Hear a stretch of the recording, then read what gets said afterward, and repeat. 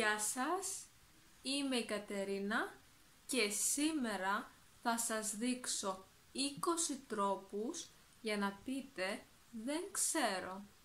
Ξεκινάμε λοιπόν, με το «δεν ξέρω».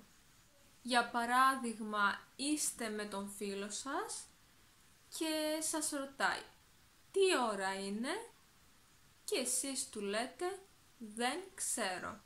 Ακολουθεί το «δεν έχω ιδέα». Για παράδειγμα, σας ρωτάει ο αδερφός σας πότε θα πάμε διακοπές και εσείς του λέτε «δεν έχω ιδέα».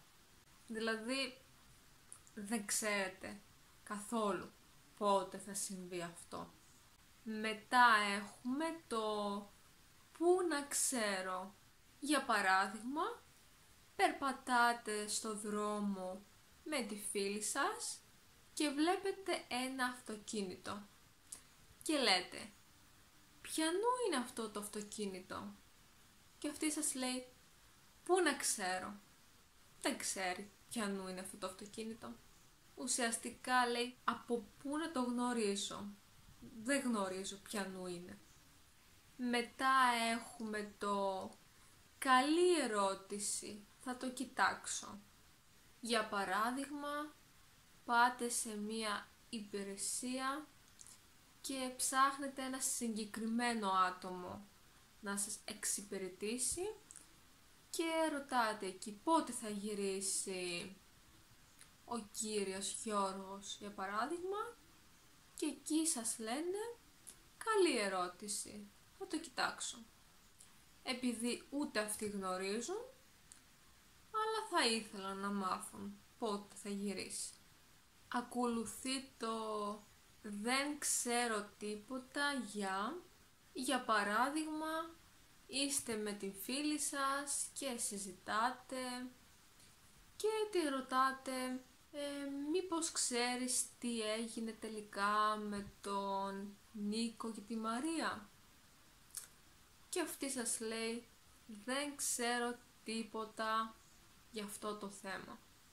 Ίσως να μην θέλει να πει κάτι επειδή δεν της αρέσει το κουτσομπολιό. Μετά έχουμε το «δεν έχω καμιά πληροφορία γι' αυτό». Για παράδειγμα, είστε άνεργος και πάτε στον ΟΕΔ και ρωτάτε αν γνωρίζουν κάτι για το νέο πρόγραμμα. Και αυτοί σας λένε «δεν έχω καμιά πληροφορία γι' αυτό». Άρα προς το παρόν δεν γνωρίζουν κάτι για αυτό το πρόγραμμα. Μετά έχουμε το «δεν είμαι σίγουρος, σίγουρη». Για παράδειγμα, μιλάτε με τον φίλο σας και σας ρωτάει «πότε πήγαμε να δούμε τον αγώνα, την Παρασκευή?» και εσείς του λέτε «δεν είμαι σίγουρος», δηλαδή δεν θυμάστε αν ήταν Παρασκευή ή Πέμπτη. Ή για παράδειγμα, είστε με τη φίλη σας και σας ρωτάει «πότε πήγαμε να δούμε την παράσταση, την Τρίτη ή τη Δευτέρα?» και εσείς της λέτε «δεν είμαι σίγουρη», δηλαδή δεν θυμάστε αν ήταν την Τρίτη ή την Δευτέρα. Μετά έχουμε το «μη με ρωτάς». Για παράδειγμα, συζητάτε με την φίλη σας και σας ρωτάει «τι έγινε χθες με τον Χρήστο?» και εσείς της λέτε «μη με ρωτάς». Επειδή πολύ πιθανόν να μην έγινε κάτι καλό και να μην περάσετε καλά και γι' αυτό δεν θέλετε να πείτε κάτι και λέτε απλά «μη με ρωτάς». Ακολουθεί το «δεν είμαι βέβαιος, βέβαιη». Για παράδειγμα, ρωτάτε τον φίλο σας πότε έχει γενέθλια η Μαρία και αυτό σας λέει «δεν είμαι βέβαιος». Δηλαδή δεν ξέρω πότε έχει. Ή ρωτάτε τη φίλη σας πότε έχει γενέθλια ο Νίκος και αυτή σας λέει δεν είμαι βέβαιη, δηλαδή δεν γνωρίζει, δεν είναι σίγουρη πότε έχει γενέθλια. Ακολουθεί το δεν γνωρίζω.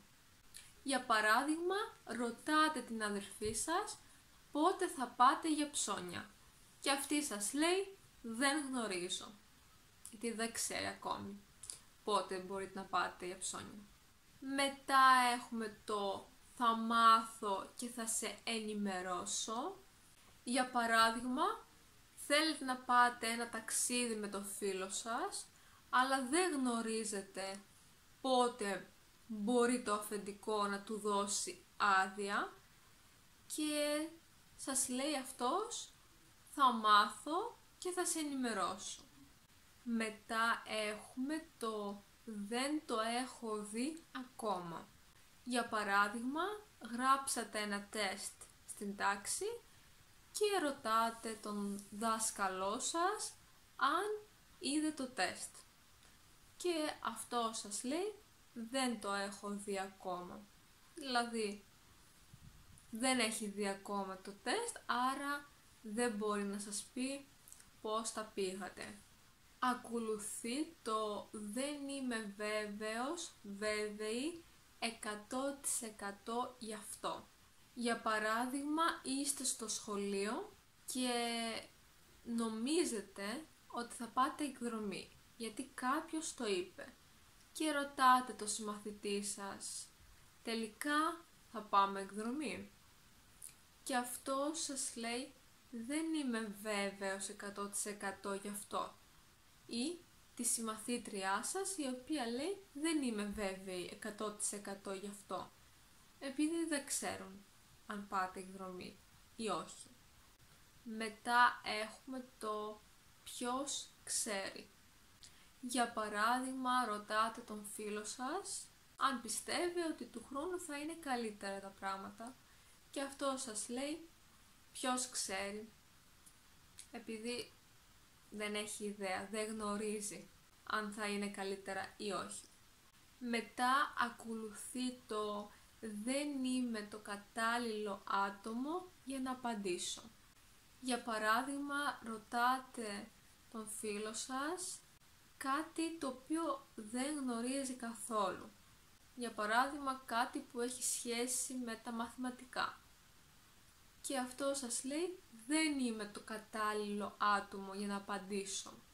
Ακολουθεί το θα το ξαναδώ και θα σου πω.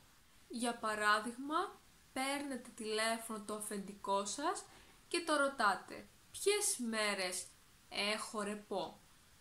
Και αυτό σας λέει θα το ξαναδώ και θα σου πω, γιατί τώρα δεν γνωρίζει ποιες μέρες θα σας δώσει ρεπό.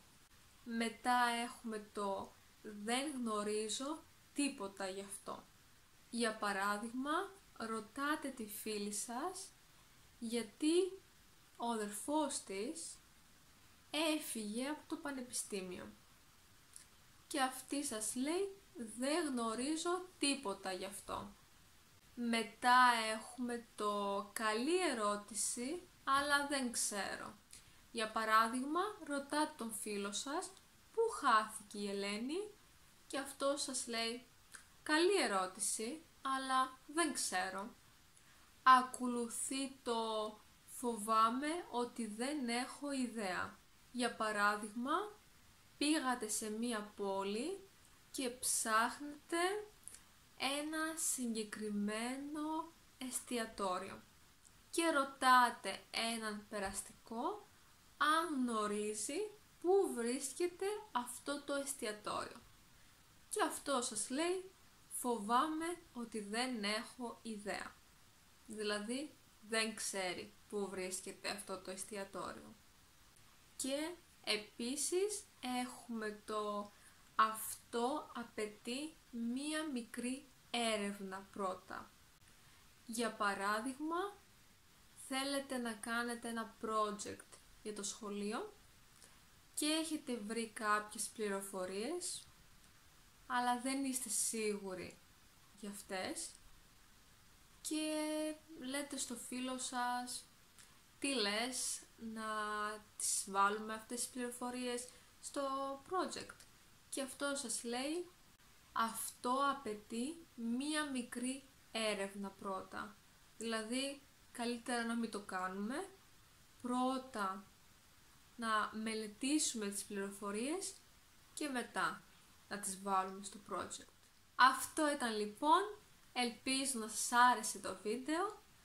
Αν σας άρεσε, μην ξεχάσετε να πατήσετε μου αρέσει και να κάνετε εγγραφή στο κανάλι μου. Επίσης, μπορείτε να με βρείτε εδώ. Θα τα πούμε πολύ σύντομα. Γεια σας!